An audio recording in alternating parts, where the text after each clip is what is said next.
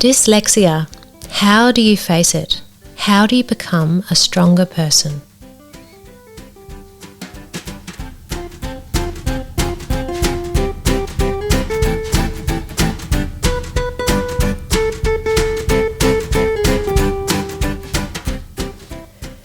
Hello everybody, welcome. We have got very dear Cate Edwards come along today. Thank you so much for coming. My absolute pleasure. I'm really delighted you're here. I'm brave, but I actually think it's a good thing to face. Yeah. And take ownership too. Oh, and everyone, Cate and I have had many conversations and I'm so excited to share that with everybody because I think that everyone's going to, this is going to broaden the world, isn't it? When we can get in and understand someone's personal story in an area that's so relevant and so frequent. It's rare and it's raw and it's hard and it's challenging, and without support it's, and everyone, can go down. We're talking about dyslexia here, of course. Yeah. So, okay, let's get started. What is dyslexia? There's many forms, I think, but with my form it was in form of writing and actually interpreting and spelling, and communication in the written form was a challenge, and learning was extremely tough because of the reading and just getting through school as well. Yeah. So can you help me out here? If I was to jump into your brain, what happens? Can you put language around what actually happens for you when you're faced with writing and reading and reading? You go into absolute shutdown. You as actually terror, anxiety, and you're looking at a page and you're trying to pronounce the words.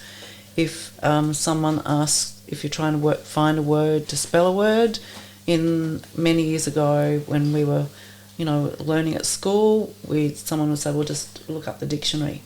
In those times, you look up a dictionary, it could be a C, a K, if you couldn't spell it, how could you find it? Absolutely. But now with the technology, with the apps, you can actually hit the voice and actually can find the word for you, you can find the meaning of the word and make sure you've got the right word. But before then, you were made to feel totally inadequate, a fool, the word dumb, or it was just horrendous. Were there other words?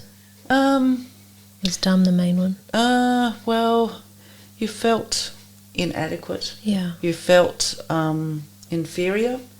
You felt that you laughed at. It's horrible for a child who's trying to build their confidence and to find their place in the world. That is a horrible environment. Well, I remember grade 1 at was a school, and it was I just crumbled, and my sister was taken away from the school and we were sent to another school.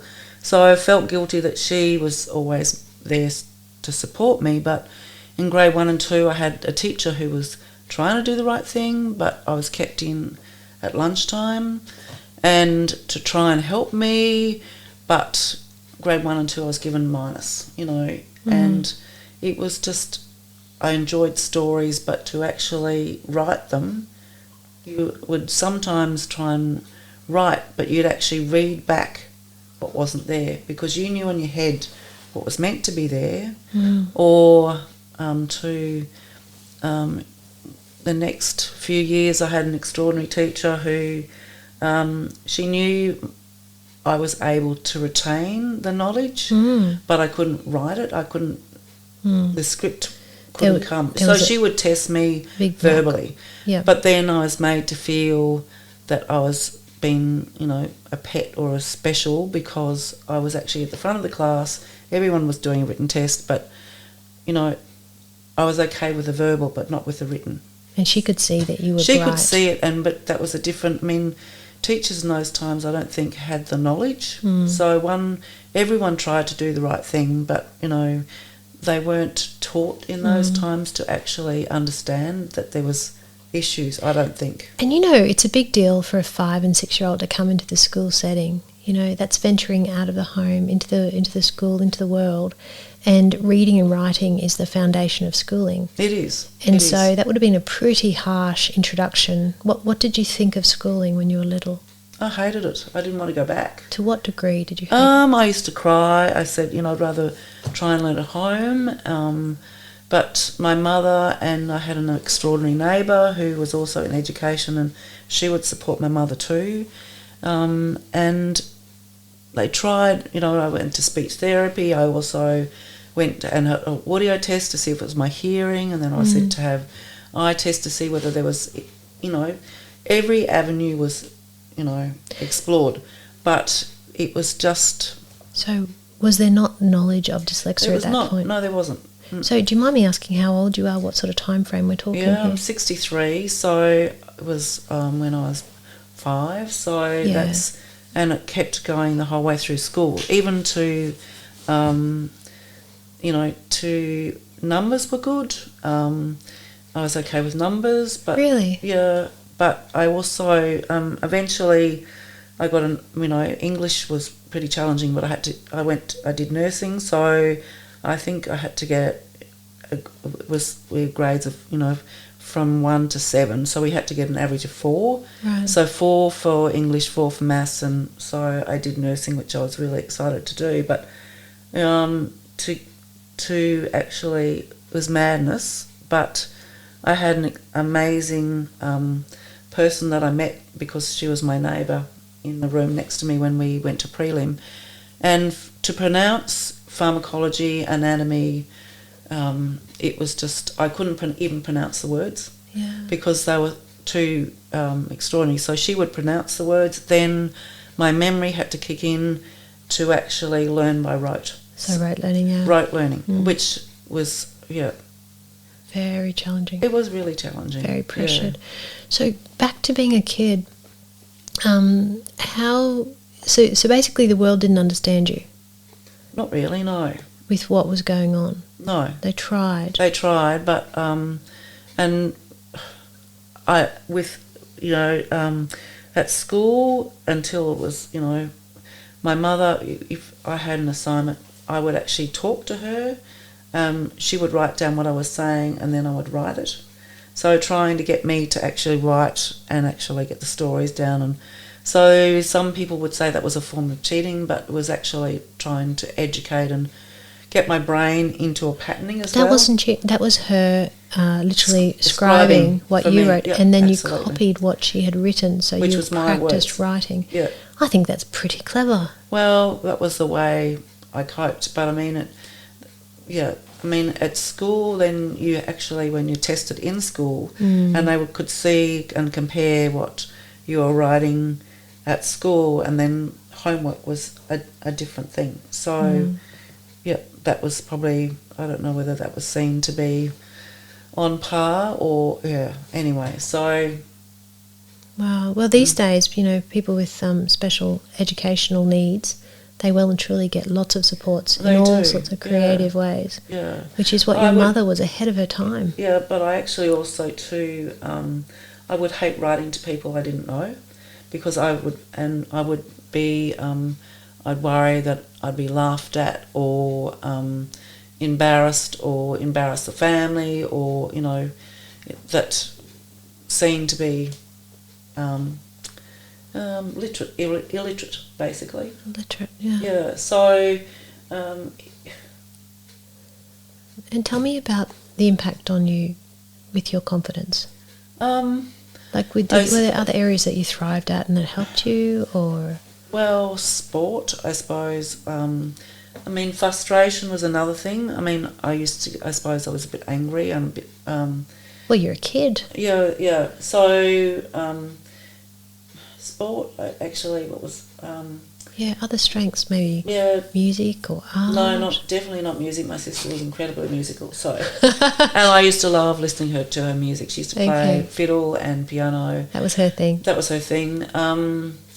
My thing, was a volleyballer and softballer. I loved softball and volleyball. Contact, but I still remember I was told that in the beginning, hand, mind, Coordination? Coordination was not good either. Right, okay. And I still remember, I don't know, years later, Mum said, Janie my sister came home and she said she caught the ball.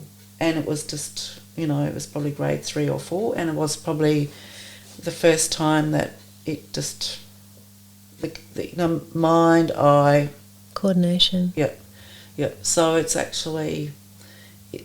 that, I don't know whether that was part of the dyslexia as well, but with nursing, what terrified me, especially was taking results on the phone, pathology results, because I just didn't want to get it wrong, and with numbers, so that was probably, I was 17, so someone suggested Spelt, which was set up with people for learning disabilities. So I went to see them and I said, I don't know whether I have dyslexia or not, but I'm absolutely terrified. And so they put me through tests, and they said, well, you do have it, right? But it's not, if you could see other people with dyslexia, some are a lot worse, more severe, but then just tools they gave me, were they helpful? They were. Well, just with numbers, they said, well, for taking numbers,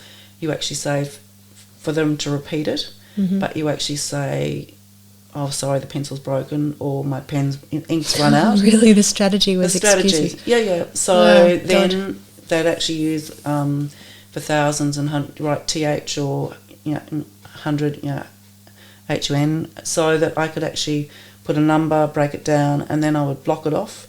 So I'd put a number, so 70,000, I'd put 70 and TH, and then I'd actually make sure that I'd block the numbers off, so that I actually made sure I could see, 70 and then the rest of the following numbers, and make sure, and then they'd say, I'll repeat it. I said, no, I'll repeat it back to you to make sure that I had it right. I had it correct. Do you know what really strikes me? The amount of effort, compensatory effort that you needed to put in throughout this time to keep your head above water and to stay on track with what you're trying to achieve, and the fact that people probably didn't realise how much effort you were putting in. It might take someone else 30% of effort, it takes you maybe 90% of effort, and it's the same outcome. That's quite extraordinary. Well, I didn't realise that I was putting in so much effort. Well, it's normal to you, right? Well, it had to be normal, because that's the only way. It was like a duck, paddling underwater, and that's the way I survived. I really,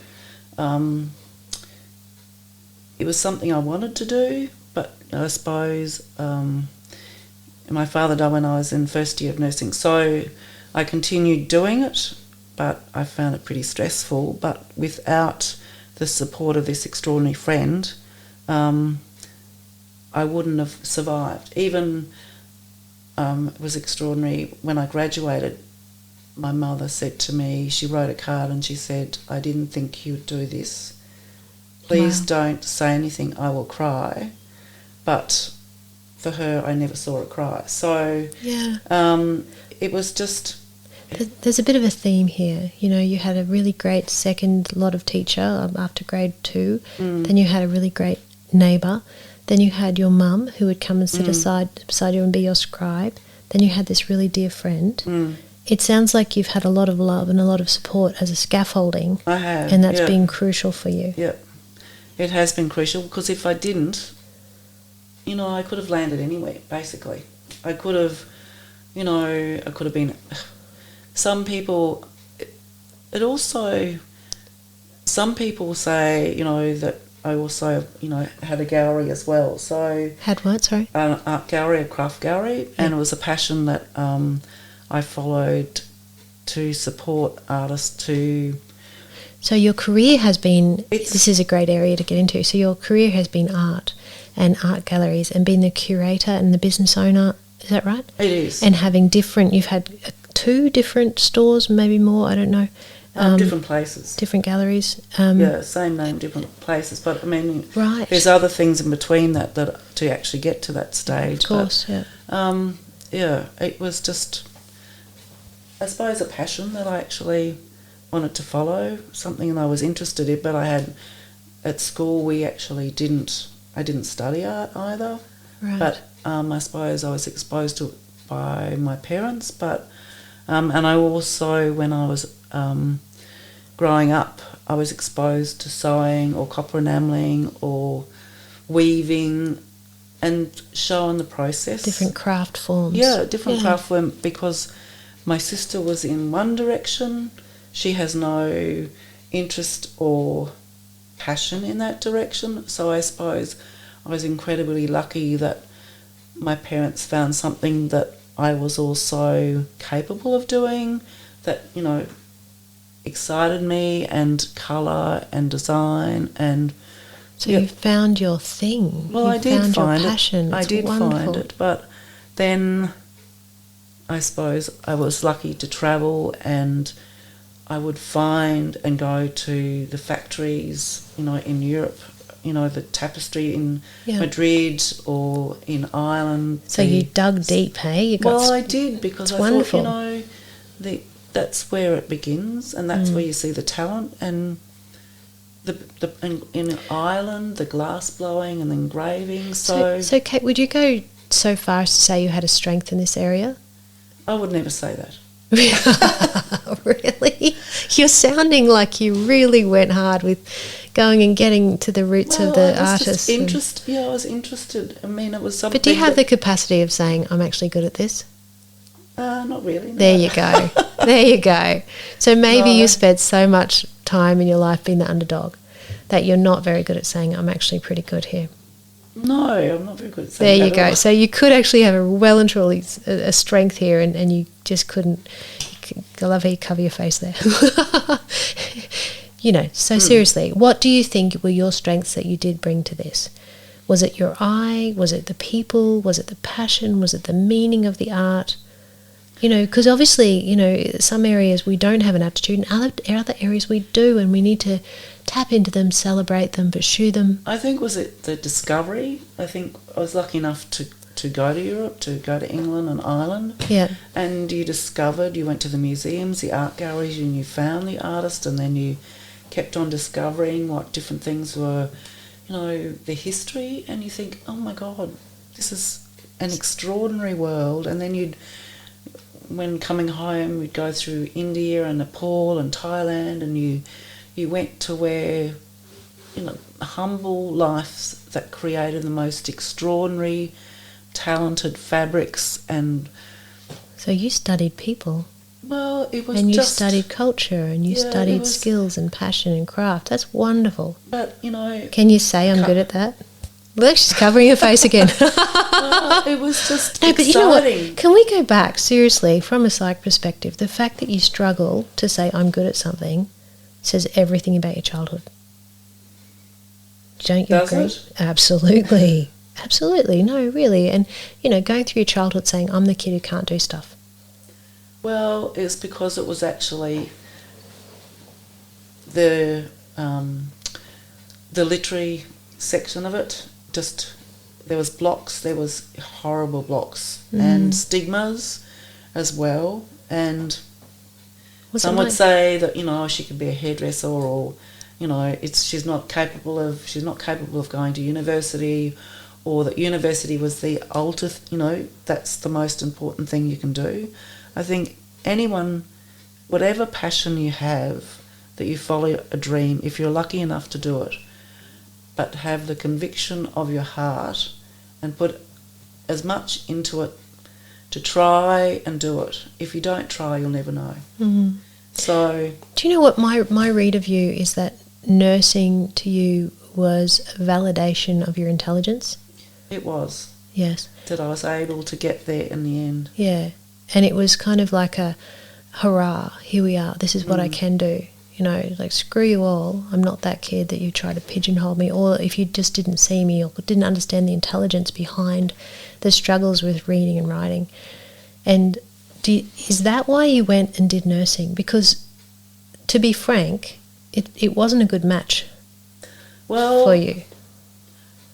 I actually love helping people. Of course you do. You love people. It was, and I did nurse. I mean, I was a guide, and I actually, at one stage, I was a Queen's guide, So what does that mean? It means that you have to do Queen's Guide. Queen's Guide is Brownie, or Queen's Guide is actually you have to do a huge number of different badges, like different. Okay, so this is like a community group, like scouts. It's brownies, guides. Yeah, okay, same thing. Got it. So it's internationally recognised. Sure. So you it's either about politics or what else was there?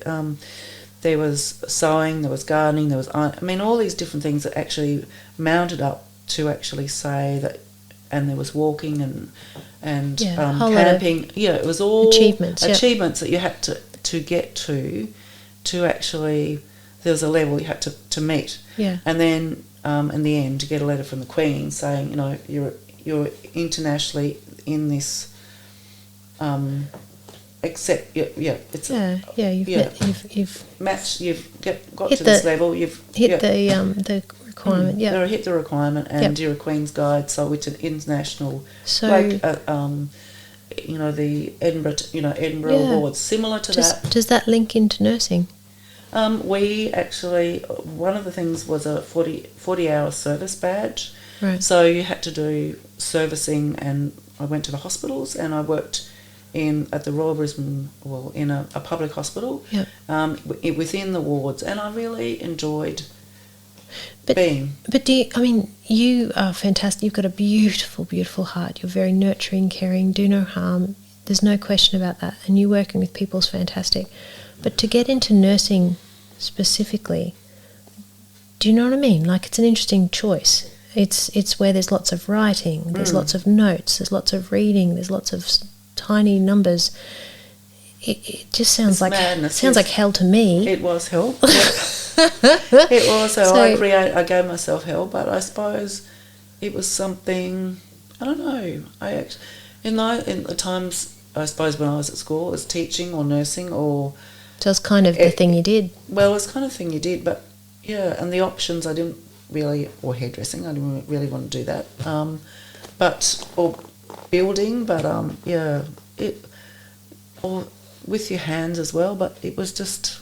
Yeah, it's kind of I actually looked at one stage doing craft. It was a college, but it was weaving and dyeing and whatever, but to earn a living as well. That's what it was about, the dollar, to actually, Yeah. Well, and it would be a very sensible decision to do nursing. Sensible, yes. Mad, yes. So how did you get through nursing? I got through nursing. I survived 2 years after I finished, so I did 5 years. Wow. And then I just realised enough was enough. And after my father dying, first year, life is short, and I just thought I just couldn't cope. Yeah. Yeah. So you thought, no. Did you have a bit of a moment of stop and recollect? I went away and I travelled for a while, and then I thought I need to change directions. Is that when you got into the art world? That's when I travelled to discover it, yeah. That's wild. That is absolutely wild.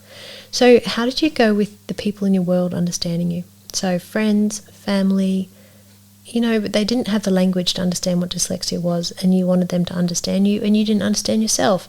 So how did that play out? I just kept.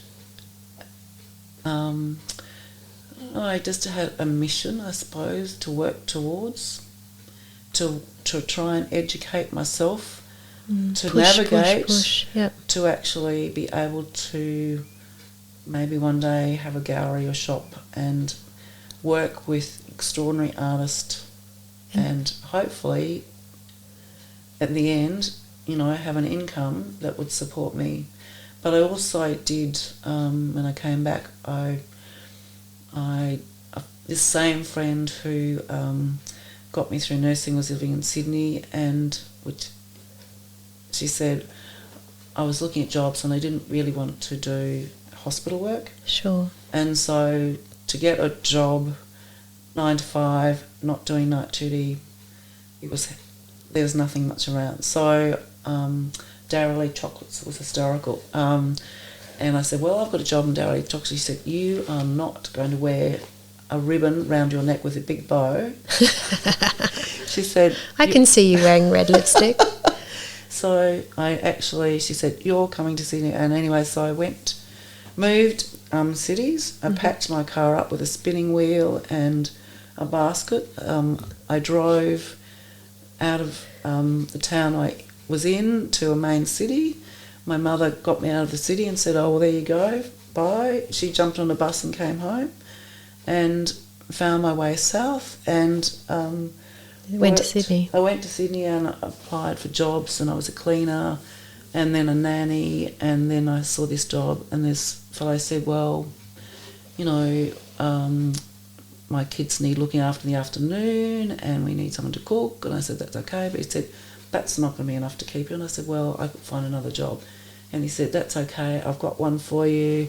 He said, I'm building a theatre restaurant and the builder needs some help. And so they were converting a theatre restaurant, a funeral parlour, of course, into a theatre restaurant, which was pretty extraordinary. So actually, that's not a very nice idea at all. No, it's really interesting. I don't want to eat there. It was an amazing place, but he owned an extraordinary fun park in Sydney, and the chef was internationally recognised. So it was pretty and to I had do. no idea who they were. Of course. So you went and helped out with setting up this restaurant. Well, I was working with a builder, and yeah, that was pretty amazing. And in the end, I'd never worked with builders before, but you know, there was, the whole basement that the fridges were still where the coffins were, where the boys were putting their lunches in there. Again, not a good thing. No, not a good thing. Yep. Did you get your breakfast, your lunch in that had all fridge gone in by the time coffin? no. But then there was no intercom, so you'd be yelling above and you'd be yelling below. Are you saying? Have ladders. Are you saying this links to the arts somehow? Well, the theatre was there. There was a theatre company there, and the restaurants were there too. So, and I was working. Then when that finished, I was working with the builders, and they were incredibly supportive in the end. I mean, they all went on strike with me at one stage because, one of the specs was wrong, and the owner yelled at me, and I burst into tears, and they all walked off the job and went to the pub, and they rang the builder, the master builder said, well, no one's coming back to work until you, the owner, came up to personally apologise, and then they'd come up from the pub. Yep. There you go. And I had no idea. Let's fast forward. Forward. So let's talk a little bit about what your your prized your work has been to have this art gallery. So what was it linked with, the art gallery? It was linked to Australian craft. Yeah. So I travelled Australia. I did, when I was down in Sydney, I went through a slide library and I found different artists that I went to visit through Queensland, New South Wales and Victoria and South Australia, and went to visit them at home, look at their work and try and get a folio and... So you had a very personal interface with the artist. I did. There's a strength for you. That's not what most people do. So I wanted to meet them and to see their work, or go to the galleries, see their work and then go and see them. So, and then create kind of a stable of people. Yeah. But also my philosophy was that an education from children from 5 to whatever, to have a price budget that they could afford to buy a gift at $5+ So making art accessible. Yeah, and educating them of handmade, beautiful things, but and not mass produced, but from Very natural special. timbers, horn and silver and leather and wood and ceramics and textiles and See, these are your personal strengths. So very special. Yeah, and I loved meeting the artists, but also the clients were pretty special too, and I still, which is amazing, still have links to a lot of them. I'm sure you do. So that's your point of difference, hey, that personal touch. Well, whereabouts was that actual gallery? It was in Brisbane. Yeah. there you go. Yeah. So I landed, the last place was at Botanical Gardens before I closed Botanical Gardens, there you go. Fantastic. Brisbane Botanical Gardens. All right. Well, what people are coming along, discovering that they have dyslexia, they're somewhere on their journey with having dyslexia. What do you think is your take home? What do you wish someone had have come to you during those formative years, taken you by the hand and said, hey, it's going to be okay. You know, you do become a stronger person through this. What do you think would be that guidance? What is the message there? I think the message is that you're not on your own. Right. That other people have this issue.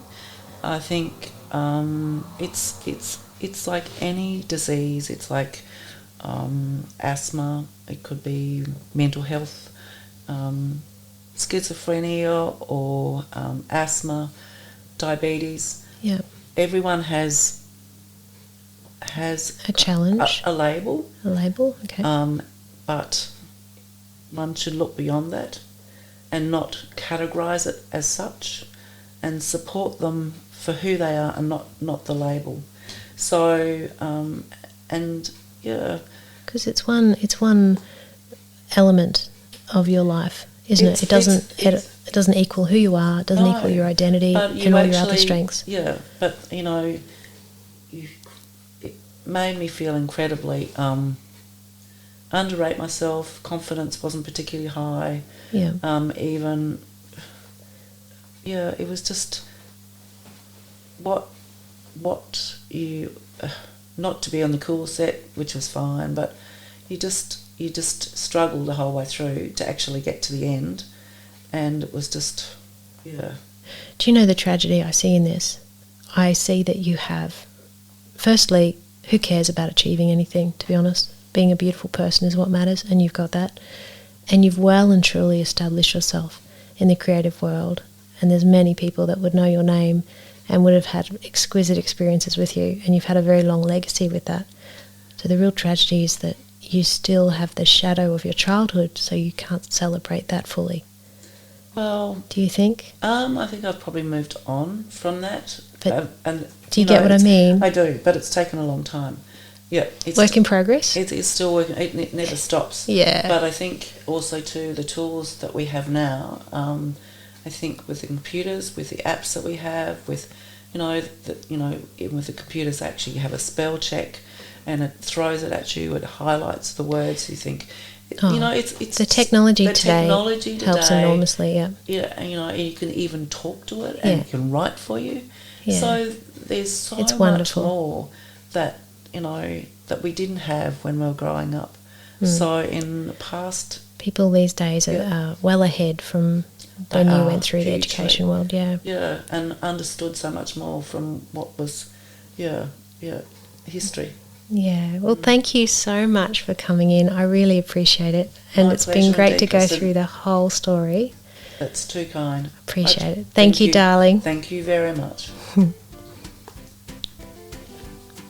And everybody, you can jump on my website. We've got a brand new website. It's very pretty, kirstenhunterauthor.com. Facebook and Instagram handle, Kirsten Hunter Author. Twitter, Kirsten Hunter AU. We've got YouTube, Psych in Your Car. Did you know we've got YouTube? We do. And here we are, podcast.